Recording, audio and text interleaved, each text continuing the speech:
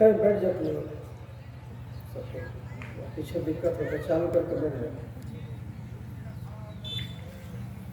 संत शरण जो जन पड़े, सो जन उद्धरण हार। संत की निंदा नानका,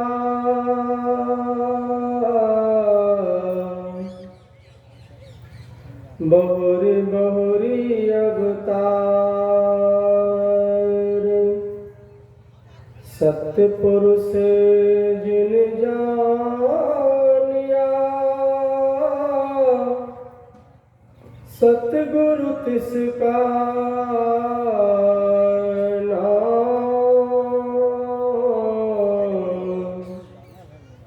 तिसके संग सिख उधरे,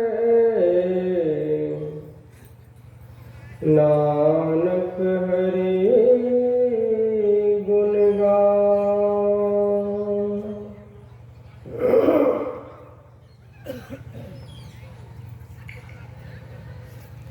अपने निवास में विराजमान परम पूज्य बाबा, मंचासीन परम श्रद्धेय महात्मागण, गया जिला के 31वां वार्षिक महाधिवेशन में आए हुए धर्म प्रेमी सज्जनों, माताओं, बहनों,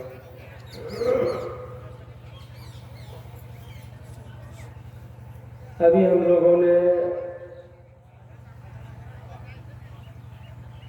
ईश्वर स्वरूप के बारे में श्रवण कर रहे थे, तो उनकी महिमा क्या है, किसी के बारे में जानने से पहले उनकी महिमा जानी जाती है। और ये कैसे है, महिमा प्रभाव कैसे है, उनका वास्तव में स्वरूप क्या है। और अगर परमात्मा है तो हमारे लिए उनके जीवन में उनकी क्या आवश्यकता है। क्या परमात्मा के बिना भी हम जी सकते हैं, परमात्मा को जाने बिना भी रह सकते हैं। और अगर उनकी आवश्यकता है हमारे जीवन में तो उनकी कैसे प्राप्ति होगी, इन तमाम विषयों पर अभी के महात्मागण, श्रोतागण आप लोगों को बारी बारी से सुनाएंगे। गोस्वामी तुलसीदास जी महाराज ने रामचरितमानस में कई जगह लिखा है ईश्वर के बारे में। संत कबीर साहब ने भी लिखा है, एक पद है कि जो जड़ चेतन कह जड़ करहि, जड़हि करहि चैतन्य, अस समर्थ रघुवीरहि, भजहि जीव ते धन्य। कहते वो मालिक कैसे, उनकी महिमा खासियत क्या है। चेतन को जड़ करना और चाहे तो जड़ को चैतन्यता प्रदान कर दो। अस समर्थ रघुवीर, ऐसे जो परमात्मा है, कहते उनकी जो भक्ति करता है वह जीव बहुत भाग्यशाली है, बहुत धन्य है। तो चेतन को जड़ और जड़ को चेतन कैसे करते हैं। आप लोगों ने भक्त प्रहलाद की कहानी सुनी हुई। जब उनके पिता हिरण्यकश्यपु ने उन्हें बहुत तरह की प्रताड़ना दी और अंत में खंबे से बांधकर उसको मारने के लिए उद्यत हो गए, तो पूछा, कहा आखिरी सवाल बताओ, जिस भगवान की कृपा से तुम अब तक बचते आ रहे हो। तो कहा, क्योंकि मैं छोड़ने वाला नहीं हूँ, अपने हाथ से काटूंगा। तो तलवार देख रहे हो, बाप हूं फिर भी काटूंगा क्योंकि तुम हमारे खिलाफ चले जा रहे हो। भक्त प्रहलाद मुस्कुराने लगे, कहा पिताजी ये क्या बच्चों जैसी बात करते हैं कि भगवान कहाँ है? अरे यह न पूछे कि भगवान कहाँ नहीं है, हम में, तुम में, खड़ग खम्भ में, सब में व्यापक सोई। मेरे में भगवान है, आप में भगवान है। जिस खंबे में आपने बांध करके मुझे मारने का प्रयास कर रहे हैं उसमें भी भगवान है, और यहाँ तक कि जिस तलवार से आप काटने के लिए बेताब है मुझे, उस तलवार में भी भगवान है। भगवान से कोई जगह खाली नहीं। जैसे सुना कि तलवार में भगवान है, उसका क्रोध तो और ऊपर चढ़ गया, आसमान तो वार ही कर दिया। उसका तलवार में कहीं भगवान होता है, खंबे में कहीं भगवान होते तो जड़ चीज है। और वार करने के साथ ही नरसिंह भगवान भी प्रकट हो गए, ऐसे दानवीय स्वभाव वाले हिरण्यकशिपु के ऊपर में प्रहार करने के लिए। जैसे ही भक्त के ऊपर में वार हुआ तो फिर भगवान भी अपना प्रभाव दिखाने से नहीं चूकते। तो आप समझ रहे हैं कि वह जो जड़ है चैतन्य स्वरूप है। आज स्वयं इतनी बड़ी बड़ी डींगे हाँक रहा था कि न मैं दिन में मरूंगा, न रात में मरूंगा, न आदमी से मरूंगा, न जानवर से मरूंगा, मैंने इतने वरदान प्राप्त कर लिया है। उसको एक सेकंड में उसको मार करके और जड़ के रूप में परिणत कर दिया। तो चेतन को जड़ और जड़ को चेतन बनाया कि नहीं बनाया? कहते ऐसे परमात्मा के बारे में जरा बारीकी से समझिए। गुरु नानक देव जी महाराज के वचन में आया है, एक ओंकार सतगुरु प्रसाद। तो परमात्मा एक है, जब भी मिलेगा गुरु की कृपा से मिलेगा। गुरु ग्रंथ साहब में एक वर्ड आपको हमेशा देखने को मिलेंगे, एक ओंकार सतगुरु प्रसाद। गुरु नानक देव जी ने कहा, एक ओंकार सतनाम कर्ता पुरुष निर्भव निर्वैर अकाल मूरत अजोनी सैभं गुरु प्रसाद जप। वो परमात्मा कैसा? एक ओंकार। अर्थात कुछ लोग इसे ओंकार के नाम से भी पुकारते हैं। कर्ता पुरुष वो दुनिया को बनाने वाले हैं। कुछ लोग कहते हैं दुनिया को बनाने वाले हैं, तो परमात्मा तो अपने आप में सर्व संपन्न थे, तो फिर उनको दुनिया बनाने की जरूरत क्या थी? तो गुरु महाराज ने कहा कि क्यों जरूरत पड़ी? ये बात आप जा करके परमात्मा से पूछ लीजिए, क्यों जरूरत पड़ी? तो आप आए हैं मुझसे मिलने के लिए, तो किस काम से आए हैं आप ही नहीं जानते हैं। परमात्मा ने दुनिया क्यों बनाई सिर्फ वही बतला सकते हैं। आप जा करके उनसे पूछ लीजिए। और जो कोई परमात्मा से पूछने के लिए जाएगा तो लौट कर आ सकेगा? और तो परमात्मा में मिलकर के परमात्मा ही हो जाएगा। तो गुरु नानक देव जी कहते हैं कि कर्ता पुरुष है, निर्भव निर्वैर है, उनको किसी से दुश्मनी नहीं है, उनको कुछ भय भी नहीं है, निर्भय है। भय किसको होता है? जो गलत काम करता है उसको भय होता है। तो निर्भय है, उन्होंने सारी दुनिया को बनाई है, तो उनको किस चीज से भला भय होगा? बंधन से मुक्त है।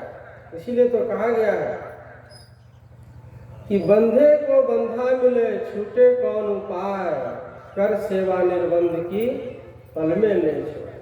जो निर्बंध स्वरूप परमात्मा है उनकी सेवा कीजिए।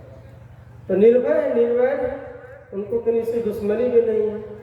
अकाल मूरत, तो समय के पहले कहे, जब देश काल सब घड़ी सबका इजाद नहीं हुआ था उसके पहले कहे। घड़ी तो बहुत बाद में घड़ी शब्द का प्रयोग। पहले जमाने में राजा महाराजा लोग समय की गणना के लिए चौक चौराहे पर एक बहुत बड़ा घड़ा रख दिया करता था, और खास आदमी उसको टाइम पर उसको बजा दिया करता था कि 2 बज गया, दोपहर हो गया, आधा दोपहर हो गया ऐसे करके, तो उसी घड़ा शब्द से एक घड़ी बना है।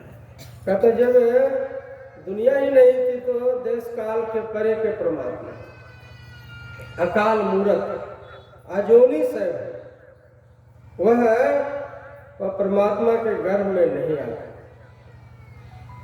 जो कुछ हम लोग देखते हैं रामकृष्ण ये सब अवतारी महापुरुष होते हैं, वास्तव में जो परमात्मा का स्वरूप है वो अविनाशी और निराकार स्वरूप होता है। इसीलिए कहते हैं उनको जानने के लिए क्या करेंगे, उनसे मिलने का प्रयास कीजिए।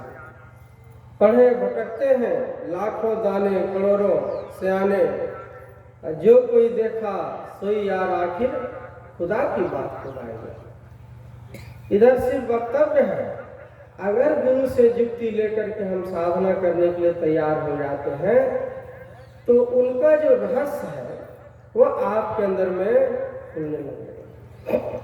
खुलने लगेगा। भगवान बुद्ध ने कहा कि कोई व्यक्ति 100 बरस तक कूस की नोक में एक एक दाना अनाज रख करके भोजन करता है, मतलब कठिन तपस्या करता है।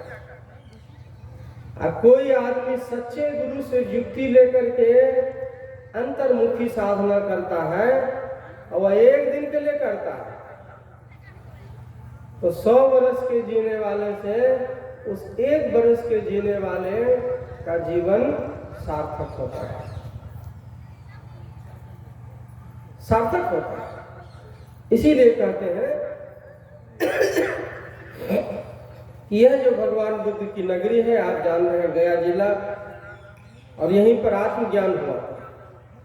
और महीनों महीनों राजगीर में जाकर के भगवान बुद्ध चौमासा बिताया करते थे। जब भी जाते थे तो उनको अच्छी जगह लगती थी, 4 महीना वहाँ पर रहते थे। गिरिकूट पर्वत है शांति स्तूप के बगल में, वही सबसे उनके लिए प्यारी जगह होती थी। तो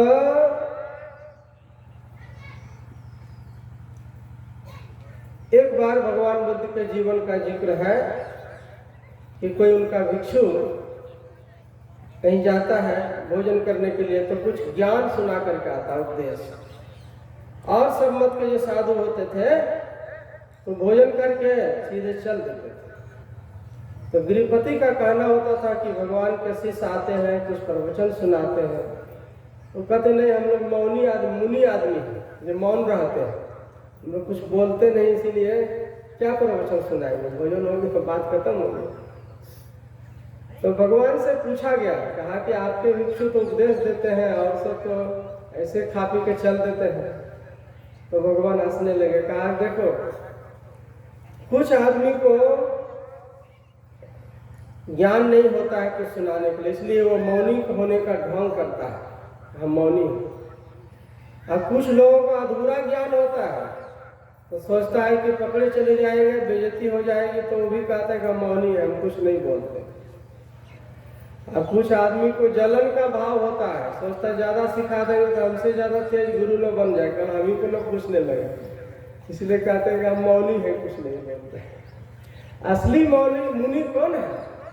जो संसार और परमार्थ को एक तराजू पर रख करके संसार का संभाल करते हुए जो भगवान का भजन करता है, वही असली मुनि है। इसीलिए पलटू साहब के वचन में आया, लाखों मौनी फिरे लाखों बाघंबरी, उर्दमुखी और नखी लाखों लोह लंगरी, लाखों जल में पड़े धूल को छानते, अरे हाँ रे पलटू जामे राजी राम कौन नहीं जाने। बाहरी तपस्या लोग बहुत करता है, तो परमात्मा कैसे रीझेगा, परमात्मा कैसे बूझेगा, परमात्मा की अनुभूति कैसे अपने अंदर में होगी, यह केवल और केवल सच्चे सदगुरु के हवाले है। और उनसे युक्ति लेकर के जब घर परिवार बाल बच्चों के बीच रहेंगे और टाइम टेबल निकाल करके साधना करेंगे, तभी उनकी शक्ति आपके अंदर में प्रकट होगी। तब ऐसी अवस्था आ जाएगी कि सब में आप भगवान का दर्शन कर सकते। सिया राम मैं सब जग जानी, करम प्रणाम जोड़ जुग पानी, ये जो कहा है लाइन तुलसीदास जी महाराज ने, कि किसी विशेष अवस्था में पहुंचने के बाद का। कबीर साहब ने जो कहा, घट घट में वह साई रमता, कटुक बचन मत बोल रे, तो को पीब मिलेंगे, घूंघट का पट खोल रे, तो को पीब मिलेंगे। ये किसी विशेष अवस्था में हो। अभी हम लोग बोल पाते हैं, जरा सा हमारे अनुकूल नहीं होते तुरंत कड़वा वचन बोल देते हैं, लेकिन कबीर साहब तो कहते हैं सब में वही परमात्मा निवास करता है। अगर आप किसी को गाली देते हैं तो डायरेक्ट परमात्मा को लगता है। लेकिन इन सब चीजों को जानने के लिए उस अवस्था पर पहुंचना पड़ता है। जो सुन रहे थे श्रद्धेय बाबा जो चतरा से आए हैं, सिर्फ बौद्धिक ज्ञान से नहीं होगा, तो हाथी उठा करके पटक देगा और कान कपाड़ में छूट जाएगा। सबके अंदर में रमन करने वाले परमात्मा को पहले अपने अंदर में रमन करते हुए आपको देखना होगा।